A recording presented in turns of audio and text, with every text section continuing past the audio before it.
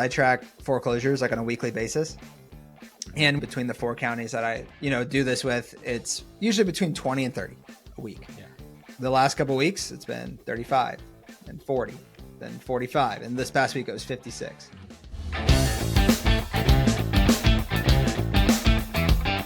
What is going on, guys? Welcome to today's episode of the Collecting Keys Real Estate Investing Podcast. Today is Wednesday. It's the Off Market Operator radio show. And on this show, it's usually me and my co-host Dan Austin and Dylan Cook kind of talking about real estate and business stuff. But Dan is out today. He is at a little Army Rangers meetup over in Tacoma, Washington. And he left thinking it was going to be chill, but I don't know, dude. A bunch of Army Rangers just reminiscing about when they peaked during the Iraq War. Sounds like it'll be an event for sure. But you're stuck with me, Mike DeHaan, and Dylan Cook out of Cincinnati today.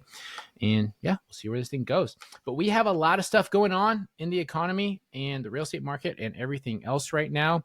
With the election, I guess, impending, we're a month out, which is crazy. And thank God, so we can finally be done and move on. I know. Those commercials on my TV are getting annoying. Those be done soon. See, I don't watch TV, Dylan, because I'm too busy, taking cold showers and yelling affirmations in the mirror. Can't be. Yeah, or do you have the sauna and your meditation and affirmations in the morning too? Exactly. Yeah.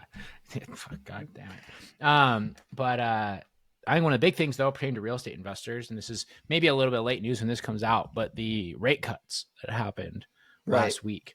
And I think the biggest thing with them, and this just kind of shows the general, I don't say lack of intelligence or understanding about how these things work, but they announced a big 0.5% rate cut and interest rates went up. And people don't fully comprehend why that would happen. But Dylan, you understand these things very well. So let's explain it to the layman. Yeah. So, I mean, it was funny because all you saw was online was realtors and mortgage lenders be like, impending rate cut, time to refi or time to buy a house.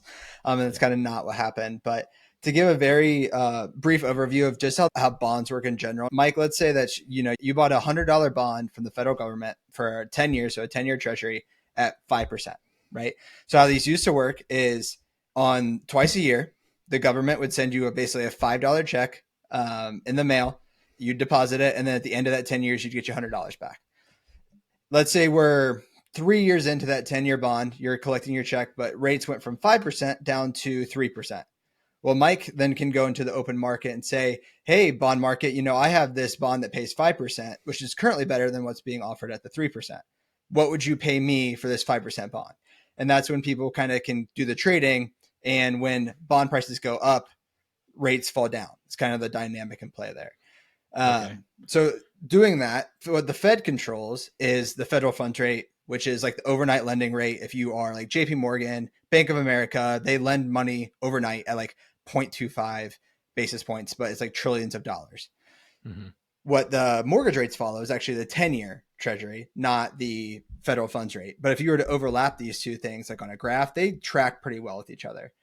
But the further out you are on the curve, that's more market driven than Fed driven, right? Okay. And so basically the Fed now, which is different than what it used to, has what they call forward guidance, which is they basically try to illustrate what they're going to do ahead of time. And they pretty much said to the world, hey, we're going to cut rates. And if you ask all the economists, they have this thing called a dot plot on their memos, I guess, that they put out. And they pretty much have a confidence interval with these of what they're going to do. So basically, right up before September 15th, everybody that trades bonds knew that they're going to cut rates. So it was almost like it was front ran a little bit. So everyone that was already trading these things were like, oh, they know they're going to cut rates and we're already pricing this in. And so when that happened and it went down 50 basis points, it was almost kind of like a surprise. And surprisingly, rates went up instead of down. Okay. Interesting. So why do they trade 30-year mortgages on 10-year bonds? That's a good question. So I actually don't know the answer to that, but historically, whenever they do the lending, they do the prime rate as a nickel one, but the 30-year treasuries are based off the 10-year. It's always been that way. I wish I had an explanation why. Maybe I can look that up for next week, but I actually don't know the answer to that. Because I've always heard the old sort of theory that they with banks, the average person pays off their mortgage in like 7 years to sell the house. So do they like intentionally, I guess, based off something that's like more near term because they're anticipating most people not carrying past 10 years? It could be I don't that. know. That could be part of it. Also, very few people actually carry out a 30-year loan. They usually refi Hmm. after 5 to 7 years, which banks Yeah, like because the they normal get the amortization points and schedule, shit. all the interest is carried on the front end Yeah. Do you know why the amortization is carried on the front end like that? because banks make more money that way. No, it's see that's so it's funny because that's like the way that anti-bank people look at it when really it's just finance, right? And so it's so you're getting the actual 5% yield on the remaining balance of it like every year. Because you're going to be Oh, I see what making you're more saying. money Yeah. at the front end. And so as it gets paid down less and less and less, it's actually going to be, a literal 5% of your principal on year one, a literal 5% Of the on your remaining principal in year balance at the two. end of that duration. Yeah, no, that makes sense. Correct. Yeah. And so if you look at it, it's funny because people will always say like banks screw you because they take more interest at the front. It's like, no, it's literally just math. Like that's how it's supposed to work with an amortization. So they are getting a literal 5% return every year based off of what, is Who actually was the guest liquidating at that the I end. forget the name of it, but this is they were trying to do like the HELOC hack essentially, which was paying their principal mortgage down with their HELOC balance because it's not amortized the same way, and then Well, repaying that was that. That was Ali Garcid, yeah, and the whole like that. I think that whole thing's pretty flawed. But basically, the concept with that is that with a HELOC, you can pay interest only, and so you get actual true cash flow, which is higher because you're not forced to pay down the principal, Gotcha. right? And then you pursue large capital events to pay down the principal on that HELOC, but like you still need to make the money to be able to pay off the house, right? So Right. it's not like some hack necessarily. So Yeah. no, go ahead. I was just gonna say with going back to the interest rate thing too. What's funny is they survey all these economists at the Fed, right? And the Fed employs like 300 to 400 like PhD economists and all that stuff. And they basically ask, what do you think is going to happen at the September meeting? And even though 97% of them said they expect a rate cut, like 90% of them expected 25 basis points or 0.25% cut, and they ended up doing a 50% cut. All that to, and I say that for the reason like even the people who are the closest to the information got this wrong. Like 90% of the Yeah. people still got this wrong. And so when people make these forecasts and stuff, no one really knows. Well, I would imagine it's almost similar to like when a company has like a merger or something and like they're supposed to keep like very very secretive about it so that people aren't like dumping stock and doing things like that or trying to make like wild decisions that might influence the economy. Like there has to be a level of secrecy that's required if you're in that decision making process. True. I guess So you that's don't true, have but like like, insider why post it trading. after the fact and not just assume that? Why would you not just post it after and say, "Oh, look, we were all right," but this came out after the fact? I don't know. Yeah, yeah, I don't know. But I mean, if But Nancy Pelosi can insider trade, then I guess why can't they? they don't insider trade. They just work really hard and serve our country, Dylan.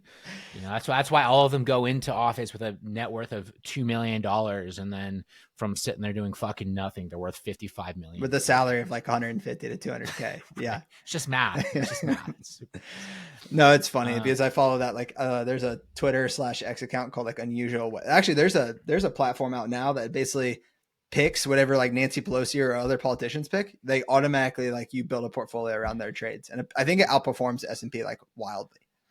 God damn, it's such.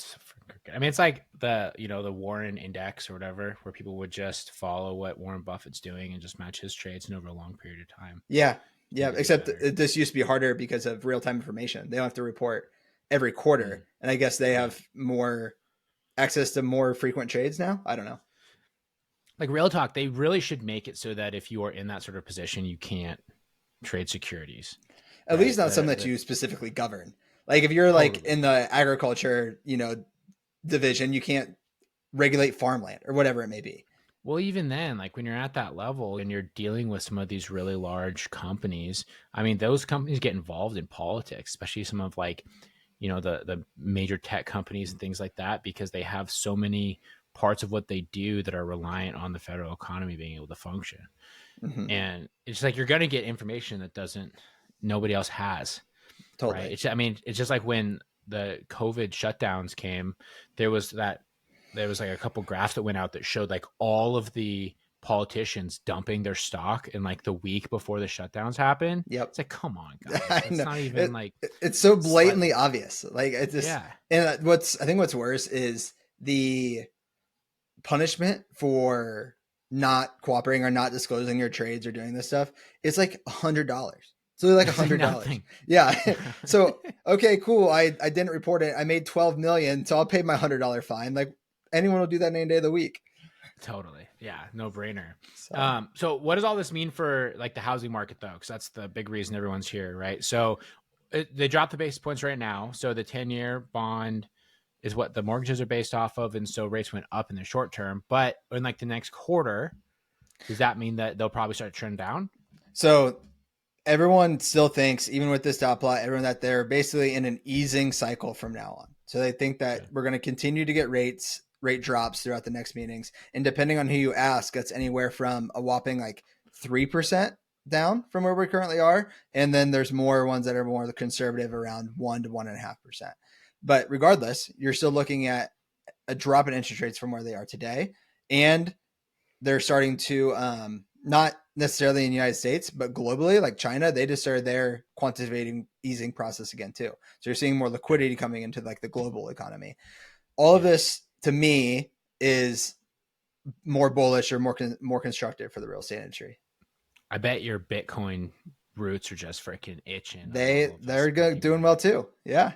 So well, that's down today from the escalation overseas, but Yeah, as happens, but fascinating. So yeah, I guess we'll see. Either way, like I don't know, I would say that if you are considering selling properties in like the immediate and you have time, like I would wait until after the election or going into the spring. yeah, Because guarantee you if interest rates do start to go down in the spring, like get down into like 5.5 or like low fives again, shit's gonna be flying off the yeah. shelves Well, so especially for fast. the selling side for flipping and maybe Totally. wholesaling. One thing that was brought to my attention that I think is interesting is like during the 2020 like COVID when you could get interest rates at 2.5 or under 3%, is there's a lot of refinancing that happened during that time. Mm-hmm. So let's say we still go down, 1.5, like points from where we are today, we're still not going to be below those COVID levels. So, Yeah, no what way. percentage of people are actually going to refinance, even if we get those lower levels from where we are now? People are saying, okay, we might not get a refinance boom, which that we once had, but we could still have a increase in the selling, like flipping market. Yeah, you would think so. Which is going to be more important now too, because we need that existing inventory to start fluctuating since the docks all shut down today. Because I know that's something that's been talking about a lot. I saw Jay Scott do a post on Facebook about this. That it's going to affect the economy. Saying probably more than COVID.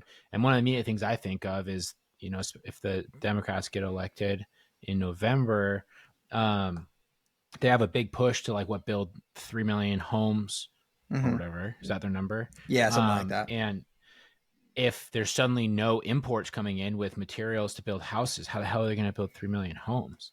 Like, it's not going to be Totally. Like, possible. and I think this is what I saw, like a similar post from Jay Scott and some other guys was basically during COVID, I guess these guys or these, port workers kept working and now they're on strike. Like no one is working.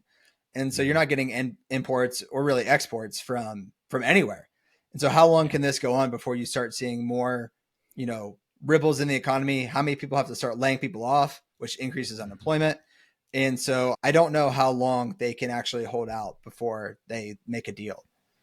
Totally. I mean, existing inventory on real estate, I think, is just going to become more and more valuable as time goes on. It's going to become easier to sell because the cost to build all this new stuff is incredibly expensive, Mm-hmm. just like the labor alone, let alone the rising cost of materials. And then all of a sudden, if it's shown that the raw material process or like the import process is fragile, it's going to be less desire to do that. And people are going to, move away from the current trend that a lot of contractors and flippers have moved towards, which is new development. Yep. If that becomes less favorable, they're going to go back towards flipping houses again, just like they were in I mean, 2021. if you're a big flipper right now, are you trying to stockpile paint, LVP, you know, Probably two should by be. fours, plywood, all this stuff? Go to freaking Costco and like make it like toilet paper in 2020 and just start stealing all the paint. I mean, but seriously though, like I guess if I'm a big flipper and you're worried about some of these materials, that's not a bad idea, especially I mean, I have to say 90% of materials are imported from places like China and overseas. Well, yeah, I mean, the way the lumber process works is ridiculous, dude. Because that's a huge thing up here in the Northwest. We have major lumber exports, and what they do is they cut down all the trees. Okay, they ship them to China to be processed, for a price, and then China sells our own wood back to us. Wild. Right, and then they show up in the port of Seattle on these big boats with wood from freaking Oregon. Like it That's so doesn't make crazy any to me. sense. Like you just shipped it halfway around the world just for that. Like For yeah, and they're just have their margin along every step of the way. I'm like, come on, guys. well, so I mean, it's October 1st, and we have the Hurricane Helen that's wreaked havoc across like the Appalachian Mountains, like North Carolina is like all this stuff. Yeah, it's not a real thing, dude. That's what I saw on Facebook today. Someone said that was not a real hurricane. Oh, sure, okay. Well, we have the make believe Hurricane Helen. We have a global strike on ports, interest rates, and I guess from what I've read online, like China's economy is not doing great either, so they're starting to stimulate their economy. We have and escalation in Iran. So we have all these things kind of all happening at once. Shit ton of missiles on Israel today, dude. It's an election year. This happens every 4 years, and for some reason, we always forget. I mean, that doesn't take away. Dude? No, I don't forget, but that doesn't take away the fact that this shit's happening. It's going to affect everything. No, it'll all be fine as soon as the election's over. It'll just be gone. It'll just disappear. Dude, in 2020, we had freaking COVID. We had the Black Lives Matter thing, right? We had like the whole, like, I guess January 6th thing was afterwards, but there was like that tension building up around that. There was so much crazy shit. Kobe Bryant died. Come on. You can't make this shit up. Well, Pete Rose died yesterday. So we got that. I don't even know who that is. Oh, come on, man. He's all-time leading hitter in MLB history. Played for the Reds. Yeah. So, yeah, no, but I mean, there's a lot of shit going on in the world. Long story short, like, are you going to do anything different in your business because of everything that's happening? I am going to hold on to my properties until spring and then sell them instead of selling them right now. Is that because of the interest rate thing or a seasonality thing or both? The real answer is because then I will be past my prepayment penalties and all my loans. Okay, there you go. Love the honesty. So it's not influenced by the economy at all. No, dude, like this is one of the things that as an entrepreneur, I've really, especially like a service-based entrepreneur, which as a real estate wholesale and flipper, honestly, you are, right? With a service-based business, you're not going to be affected by the economy like an insane amount because you only need like one person on either side of the transaction, and you don't really have like raw materials that are your problem, especially in the wholesale part. If you're taking down renovations and stuff, it's a little bit different because you're going to be a lot more influenced by like the retail buyer pool. Mm-hmm. But as a wholesaler, which is our primary way that we make money, when the economy gets shitty, a bunch of people get laid off, a bunch of, bad things happen. More people need to sell their houses at a discount. It's actually better for us. It's harder to find buyers, but for the smaller buyer pool, there's also a shit ton of people that are sitting there looking back at, how they missed out on 2008 and they missed out on 2020. And they're like, oh yeah, this is my moment right now. Yeah. And they're going to be willing to buy, right? As long as you have good deals.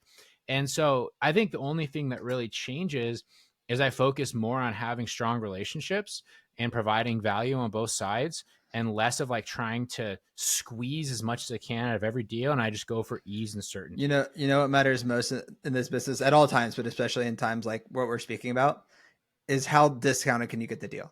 That's the number 100%. One most important thing. Because if you get the deal deep enough, you're going to make money. Exactly. That's literally the only thing that matters. Do you have a good deal or not? Like so often I talk to different people, especially like newer wholesalers. They're like, man, I have this deal. I cannot find a single buyer for it. And I'm like, well, that's because your deal sucks, dude. Like, honestly. Yeah. Right. And they're like, well, no, because this is what the seller wanted. I'm like, yeah. So, and then they'll send me the numbers and I'm like, I see you're at 200. If I was the buyer, I'd want to be like 160, dude. Mm-hmm. Yep. Like, see it all the why time. would they ever sell for that much? It's like, I don't know, but they do it for us multiple times a week. Better figure it out. Yeah, and like I think that's a lot of mistake new people make. As soon as they get someone who's even like interested in selling, they like refuse to let it go and will try to make it work when it just is just not going to work. Totally. And like here's the thing with like all this stuff when you're looking at your real estate business is even during like the worst times, maybe except for like, I don't know, were people buying houses during World War II? I don't know. That might be like the most extreme example. But 99% of the time, real estate's still being transacted. And if you're able to be that middleman, especially if you're doing the direct to seller piece of this business, which you should be if you're a serious investor at all, there will always be opportunities to make money. And your job is just to figure out how, like what exactly that looks like for you. and it'll change. You might need to have a smaller team. You might need to get more scrappy. You might need to be willing to make less money per deal, right? But there's always going to be a way to do it. And it's just like I think that what would be really interesting is if it got to a point where we would get affected would be like if our mailing systems or like our marketing systems were no longer able to function. Like a supply chain issue. Like imagine that, dude. Like all of a sudden the supply chain gets so out of whack that like all of our mass mailing companies that we use don't have paper anymore. But I feel like if we reach that, we're at such an extreme that it's kind of like, Yeah, no, that's a good point. Real estate's like a tougher business, in my opinion, where you have to rely on so many other people and systems to actually complete yeah. your business. Mm-hmm. And from the mail house to contractors to all the systems and like CRMs, data management that we use. If one of those goes out, you're kind of like, well, shit, what do I do now? And so there are a lot of, I guess, fragility points in a wholesale business. I don't know if anyone's completely worked around yet. I mean, I would say that there is, but there isn't because it's also such an established industry that there's always a backup. True. Like you might not know the backup, you might not like the backup, but it's always there. Mm-hmm.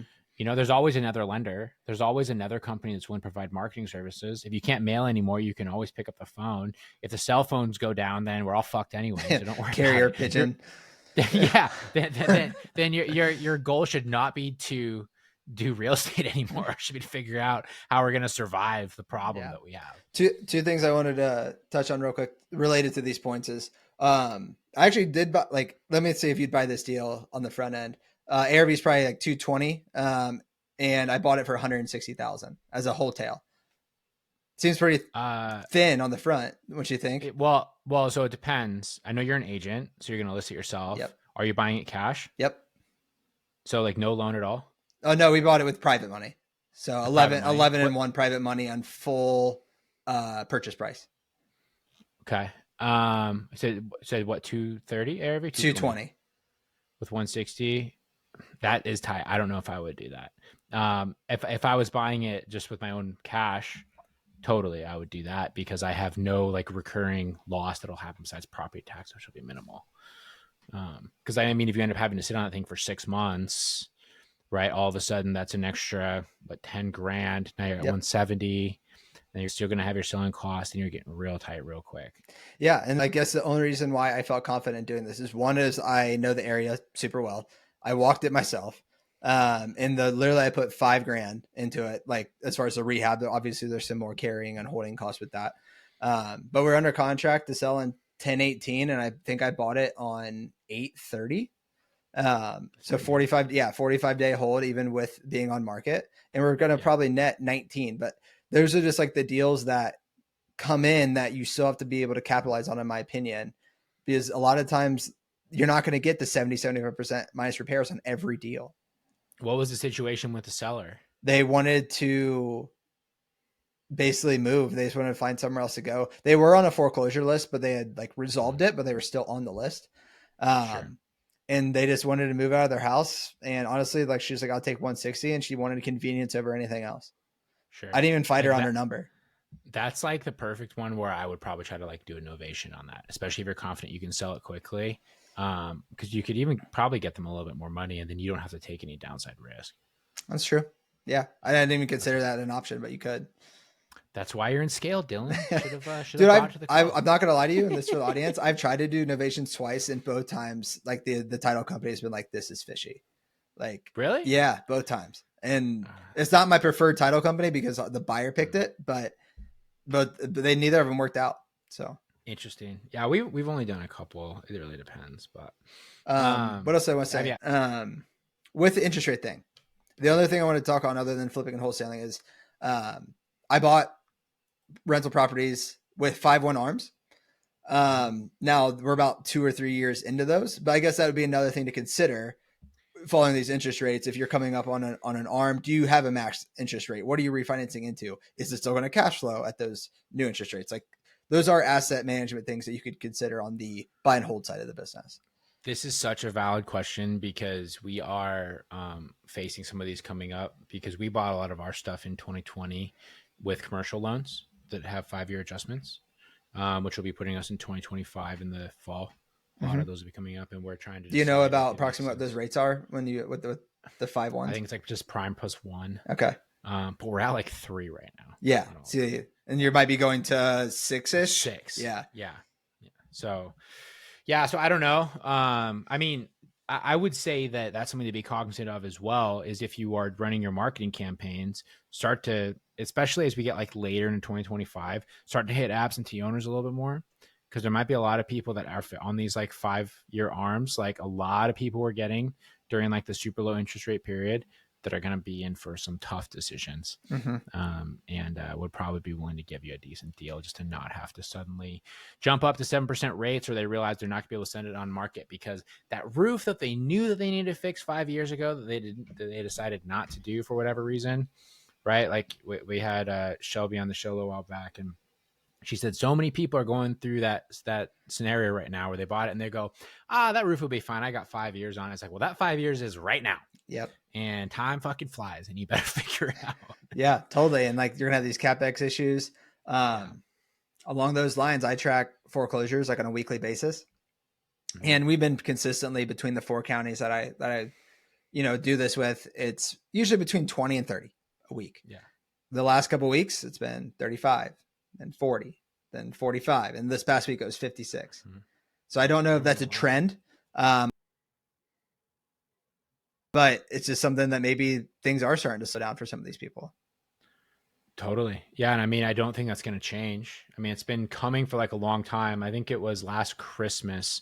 They said that it was a crazy number. It was like 70% of the accounts that have been opened at Chase were down to like under a few $1,000s.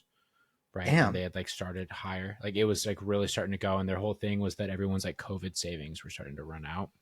And I mean, that was a year ago. I mean, you can see people struggling out there. It's not like cost of living has gone down.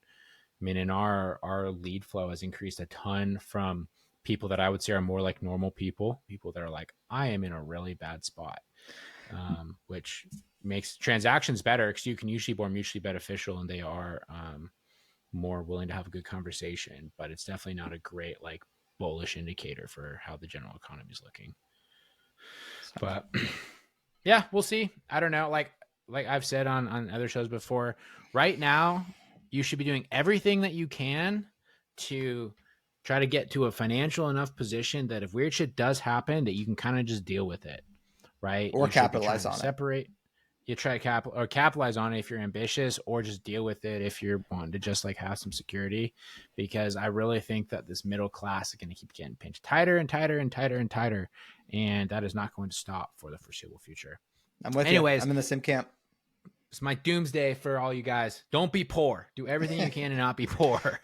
That generally makes life easier, right? Totally. Just on average. Like people with money, they might not always be happier, but I tell you what, they have a lot less bullshit problems, and that's just the truth. I mean, was it like 50% of divorces are financial related?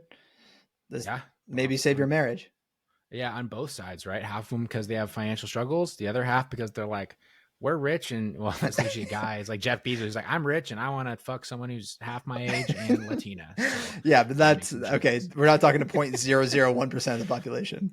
That's true. That is actually a pet peeve of mine, is when people like use them as like such an extreme example to represent like all rich people. Right. And I'm like, you realize that there is literally millions and millions of people that are rich that aren't dirtbags, that are literally like a rounding error. Their entire net worth is a rounding error of guys like Jeff Bezos and Elon Musk, and they should not represent like the entire population of people that are well to do, because it just doesn't totally make sense. I forget the statistics, but like if you take the average of like the US population, like net worth, it's in the same number, but if you take the median, it's a much smaller number because you're taking out the people at the 0.0001%. Yeah, which is just how math works. Which just isn't even like close to, people that are I would say like are wealthy on an average level. Like you think about the people that we know that are worth like 10, 20, 30, 40, 50 million dollars. I mean, like when you're $100 billion net worth, you don't even you have to like scroll on like sideways on your fucking bank account to see that amount. You need a phone and See the always in 50 the million. horizontal It's like so orientation. many zeros down. That's the goal. I want to be rich enough that I have to have my phone in horizontal to see the bank account, see how much money's in there. New goal unlocked. Love it. Yeah, right. So cool. Awesome. Well, I think it's a good place to wrap it up. Dylan, thanks for hopping on, buddy. And everybody, thanks for listening. Hopefully, I don't know, you can sleep or you're not too stressed. Either way, just take care of yourself and focus on bringing people value, and you'll be fine. That's the most important thing you can do. So thanks for listening, everybody. We'll talk to you guys next week.